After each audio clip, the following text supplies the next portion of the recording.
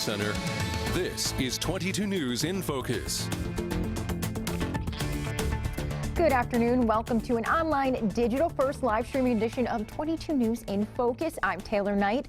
Are you looking to protect yourself from fraud, identity theft, and scams? Maybe you're wondering about the best way to use credit, how to shop for a used car, or maximize your security online. The first week of March is National Consumer Protection Week. 22 News has been bringing you information all week long designed to educate and inform people about scams, understand consumer rights, and make good decisions about your money. Joining me today are Milagros Johnson. She's the director of the Mayor's Office of Consumer Information in Springfield, and we also have Anita Wilson. She's the case coordinator at the Northwestern District Attorney's Consumer Protection Unit. First, Anita, we'll start with you. Tell me about what you do. What we do is we work closely with the Massachusetts Attorney General's office to help consumers who may be having an issue with a business. Some kind of retail concern, a car buying issue, maybe a home improvement project that didn't quite turn out like it was supposed to.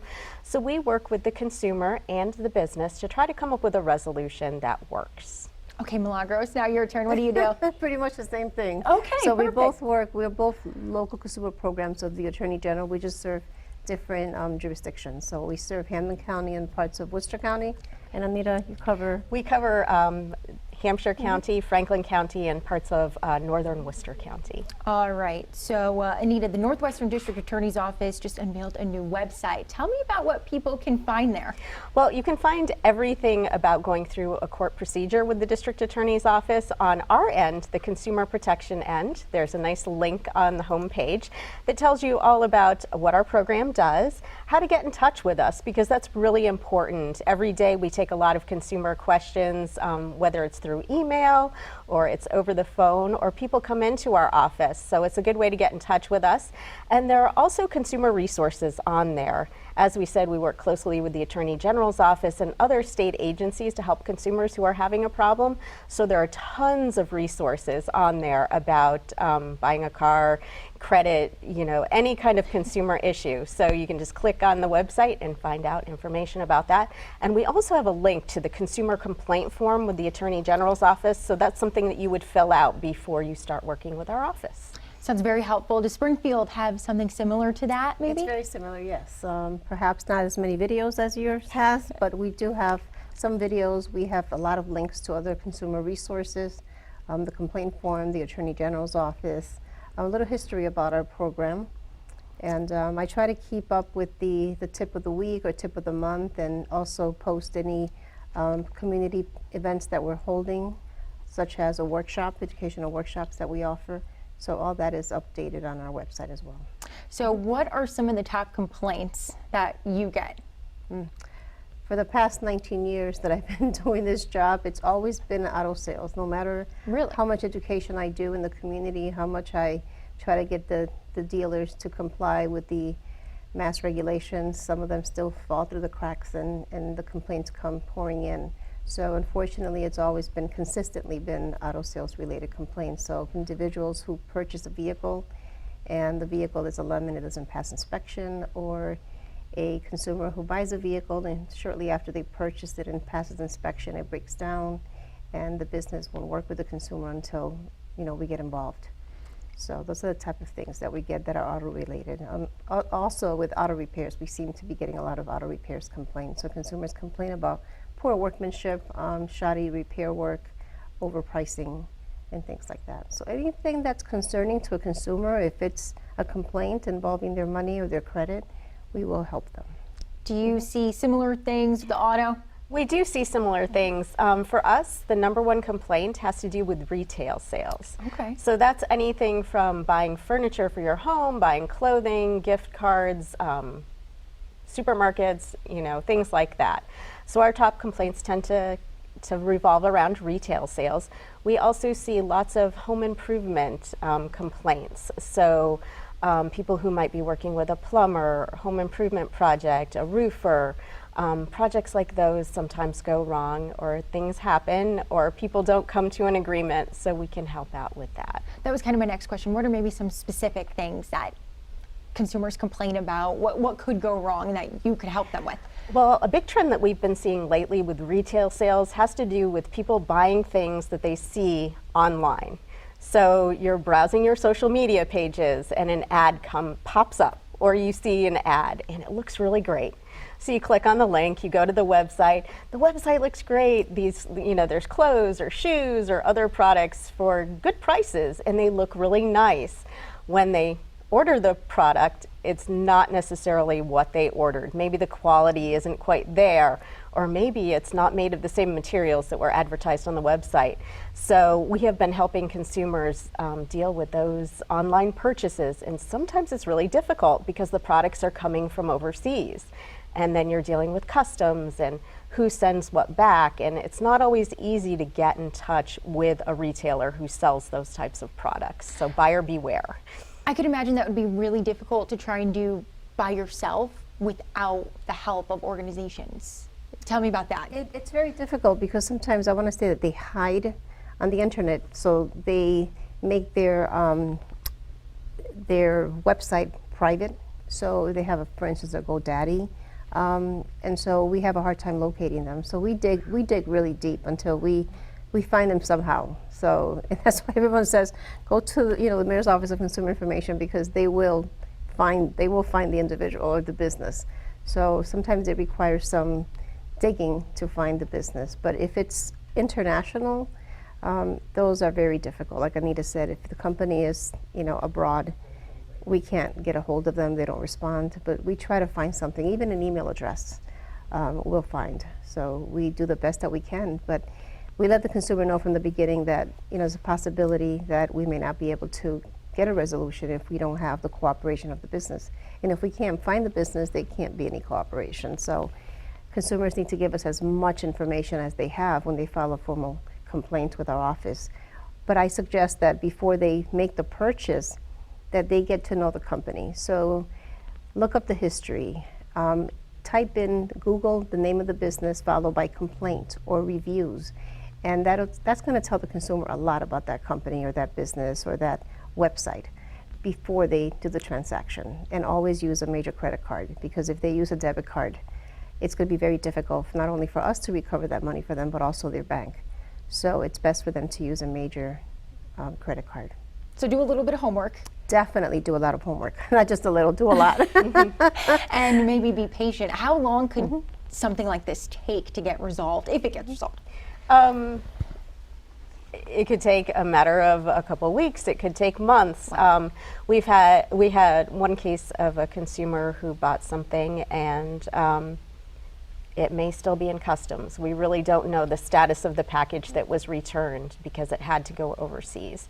So it can be really complex. And I think people really do need to do their research. If you go to a website and all they have is a form that you can fill out for customer service, that might be a sign too. There might not be someone that you can talk to on the telephone, or that you could send a letter to, or even know where to send that product back. So besides looking for those reviews, look for a telephone number and maybe an email address. Definitely. Yes, definitely. Okay. So here at 22 News, we receive a lot of complaints about phone scams. The phone is ringing off the hook constantly. It says scam likely on it now. So what are the most common phone scams out there right now? I think the number one that we're hearing is the IRS scam. That continues to be a number one. The grandparent scam. We hear a lot about that one too. What's that one?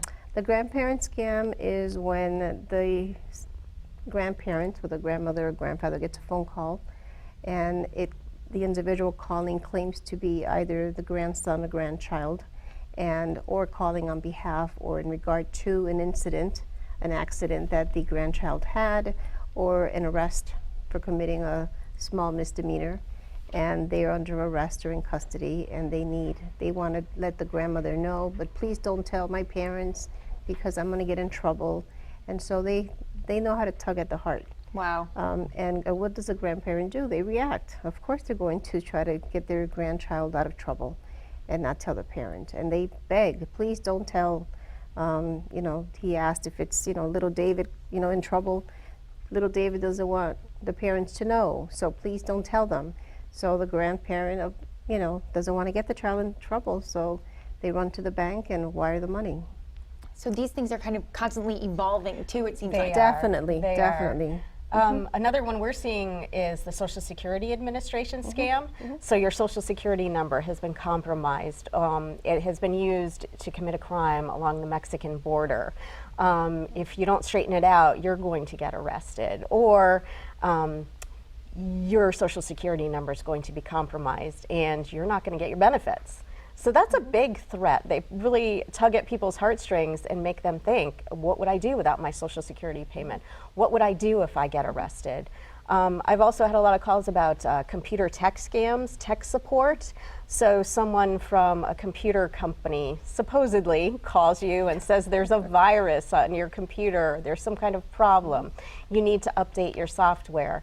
To do that, you need to buy software, or you need to let us have remote access to your computer. And that's very dangerous because a lot of us have very personal information on our computers or tablets or phones. So they kind of instill this panic. Right. And make you just forget about common sense almost for a second there. They do. They're really good actors and actresses. They really get you to override your common sense by using emotions, the secrecy, the fear, the urgency. You've got to act now and do these things. And if they pose as an authority figure, you may believe that that's who they say they are. So we've heard this term spoofing. Can you just tell me what spoofing is? Yes, a spoofing, they use a spoofing device. So what it does is it changes the number on the caller ID. So I now tell seniors, everyone, not just seniors, but everyone, do not rely on caller ID. It's no longer effective. Wow. Spoofing devices are used most commonly with VoIP, voice over internet protocol. So if you have a system, for instance, I have VoIP at home, so my telephone calls go through the computer line.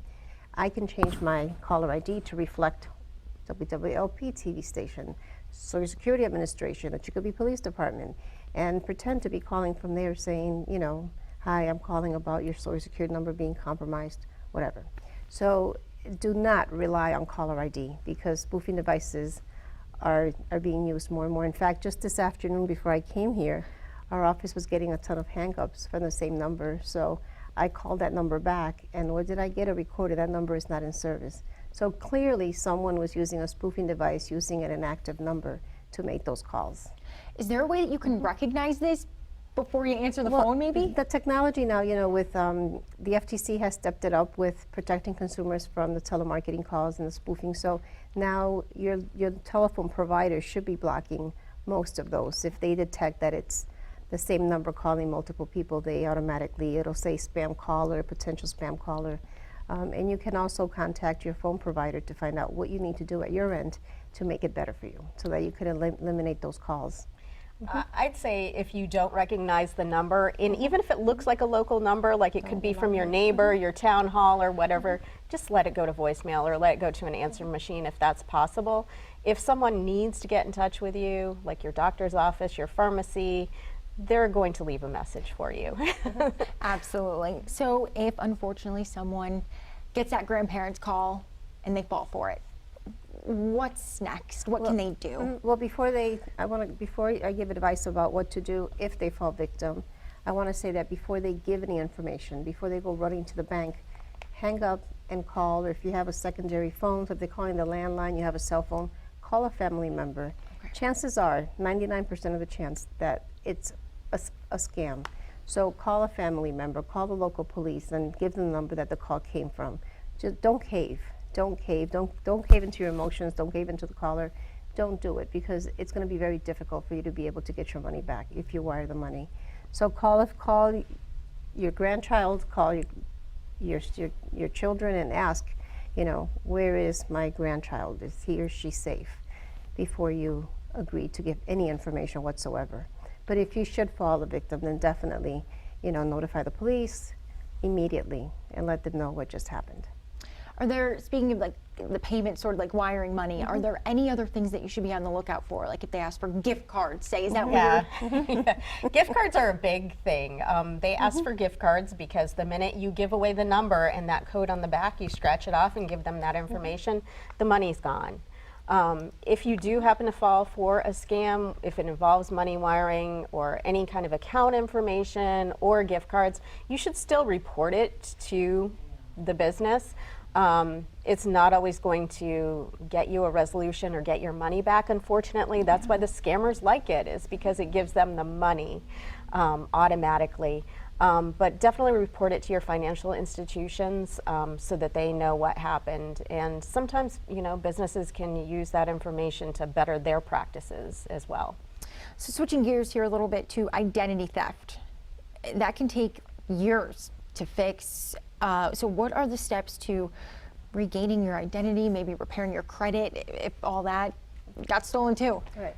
It all depends on what type of identity theft it is. So there's two types. There's account takeover, and that's when they take over your credit card number and use it fraudulently to make purchases. That's easy to resolve because you just call once you know, or your credit card company becomes aware of it, they close the account and they notify you. So that's an easy fix. I want to say easy. It's an inconvenience. It's you know, emotionally upsetting to the consumer, but there's no long-term damage. They remove the charges, they issue you a new card, that's gone.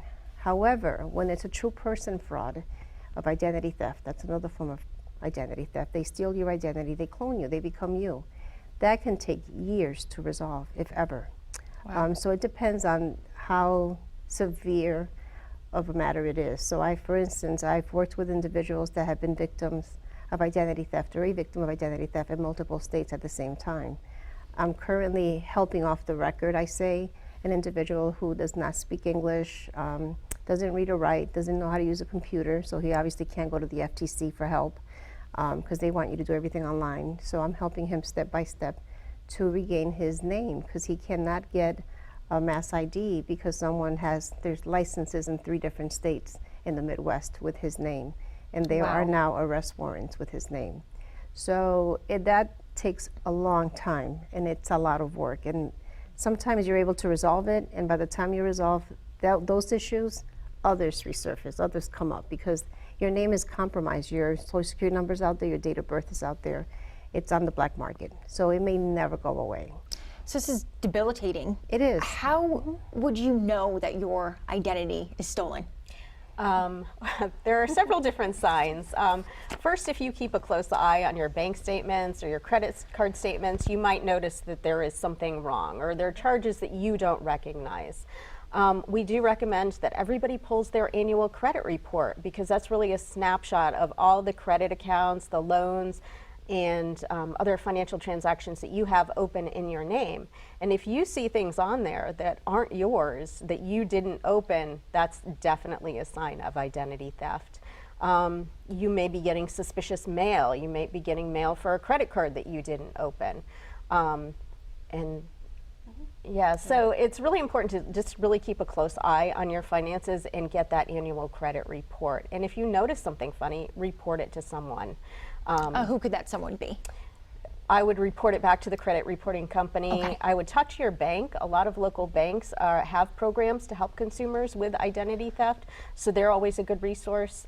You can contact either of our offices to kind of talk it over and get that ball rolling. And you definitely want to document it with law enforcement because that's your record of it. You're being a victim of identity theft, and a lot of the companies that you dispute things with that are fraudulent are going to require you to provide a copy of the police report.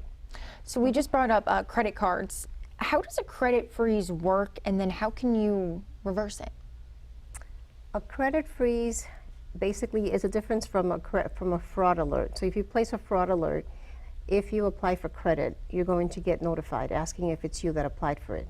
When it's frozen, when you freeze it, it's frozen solid, so no one can solicit your credit report. You have to first unfreeze it before you solicit credit. Okay. So that's the only negative thing about if you need instant credit, like on the spot, it's going to take a few minutes for you to remove that freeze, and then you can freeze it back. But that's about the only negative thing about freezing your credit report. It does give you that security from anyone opening up new accounts in your name. How do you go about doing that? You have to contact each of the credit reporting agencies individually to place the freeze, and then they assign you, or you pick a PIN number that you cannot share with anyone or forget, because then you can't unfreeze it. Right. That would be terrible. So it's relatively simple process to do. You can do it by the phone, you can do it online. Those are the two easiest. You can also do it using a paper form, but you have to send copies of your driver's license and other identification, other personal identification. I did have to lift a credit freeze recently for a credit issue, and I did it over the phone, and I had to provide the PIN number and some personal information. But the great thing was, when I called, it said, how long do you want it lifted? So I could lift it for 48 hours, and then it automatically went back on. Oh, that's so great. it was pretty easy once you get the process going. It can be a little, you know, stressful to make sure that you have confirmed all your personal information, and they will ask you some confirming questions about credit accounts you might have open, maybe limits on your credit card and banks that you've dealt with in the past. So it's good to have that information in front of you, just in case you forget or you get a little nervous trying to do it. All right, so now the Federal Trade Commission, what kind of resources do they offer? The Federal Trade Commission it's awesome. I mean, I think it's a perfect Great resource for identity theft, and they give you step by step. So it's basically like a workbook that they give you online, and they give you step by step to follow. And as you go down the steps, they check it off, and then next step, next step. So you don't get lost. You don't feel like, okay, what's my next step? What do I do next? So you just create the affidavit and follow the steps that the FTC gives you until the issue is resolved. Really easy. It's pretty easy. They made it very easy for consumers, yes. So will that tell you if and when you should contact an attorney? How do you know when you should contact an attorney? Well, it depends on the severity of the identity theft. I mean, I think that you can do it yourself if you can handle it. I mean, I've had consumers have breakdowns in my office crying because of the impact that this identity theft situation is causing them. It's sleepless nights. Some people lose their jobs. People lose their benefits. If they receive Social Security benefits, they may get suspended because they think that you're a criminal when you're not. So it all depends on how organized you are. If in order for you to resolve an issue of identity theft, such as a true person fraud, it requires a lot of phone calls, a lot of letters. So you're going to have to be organized. You're going to have to keep a paper trail of everything. And you're going to have to stay on top of things because it's not going to go away on its own, and it's not going to resolve on its own. You're going to have to be proactive until it gets resolved. And then after it's resolved, always remain vigilant because you never know when it's going to come back to haunt you. Right. All right, so one thing I want to touch on before we're done, social media and email scams. We talked about the phone scams. So now let's talk about maybe some social media, some email scams, even text ones. What should people be on the lookout for there? Oh boy, I actually got one of these text scams that came into me, and it's happened around the greater Springfield area. Getting a text or an email from your clergy member, your minister, and that's kind of insidious. I got one actually, and it said, hi, my name is Reverend so-and-so, and it said my name, and it said, you know, can you help me out? I need your help. And I said, oh, sure, what's going on? And he said that he was in a meeting and he needed to buy some gift cards for a parishioner who had cancer. And I'm like, wait a minute, gift cards? Gift cards. Yeah. Ding, ding, ding. I knew that. And then I looked up at the phone number and I was like, oh, that's not his phone number. But I was busy and I looked at my phone and I thought that maybe something was going on. So I recognized that it was a scam because the phone number didn't match my minister's number. But he wanted me to buy gift cards, and I'm sure he wanted me to give those numbers over the phone, and I would be out whatever money. So there are things like that you get a text from someone out of the blue asking for these kind of payment plans. I would be really careful on social media about what you share, because if you share your pet's name and that happens to be your password, somebody's going to maybe, if they are able to hack into your computer or whatever, they're going to know that information. So I'd be careful about what you share. And as far as emails concerned with phishing, I would never click on a link in an email from someone that you don't know and you don't trust and you can't verify. Even if it says it's from your bank or your credit card company, pull out your credit card or your bank card. call that number if you fear that there's a problem with a charge or maybe your account has been compromised somehow. Verify, don't click on anything. So back to that text that you got, should you maybe block that number? Is there anything you can do? I did. You Yeah. definitely want to block it. So funny how emails, fraudulent or scam emails are called phishing. So texts are called smishing. And they're using now, I'm hearing more people complain about smishing than phishing. And why? Because now consumers know how to protect themselves from a fraudulent phishing email. They know how to hoover over the sender's name to make sure that it's not really from their bank, for instance. Yeah. But with a text, you don't have that option. And with a text, it's more personal. Wait a minute, they know my cell phone number. They knew my name. They know my name. They know my Creepy. number. Yeah. So you're quick to react because now it's personal. Yeah. So you do not click on any links. The same thing goes for the email. Don't do it with the text. Just delete it. Delete it and block it. Or block it and then delete it. But don't believe everything you see. Don't believe everything you hear, and don't believe everything you read. I mean, it's unfortunate that you've gotten to that point in our lives, but we hear about the cases. We hear, there's nothing that a consumer can call me and I'd be like, oh my goodness, because trust me, I hear it all. And, and I don't give that reaction, but we've heard it all. It's amazing, the scams. They have nothing else to do but to try to get your personal information or your credit card. So consumers just need to learn to protect themselves, outsmart them, and no matter how intelligent, professional, smart the individual sounds or the email spells, don't cave. It's better to delete that email, delete the text, hang up the phone, and find out later on that it was a legitimate call or a legitimate email. That's okay, no harm was done by deleting it. You see what I'm saying? Yep. So you can't reverse it if you already, you clicked on the link and then you gave out your personal information. So Anita, one last tip for people before we go. So one last tip I would say, verify everything, just like Millie was talking about.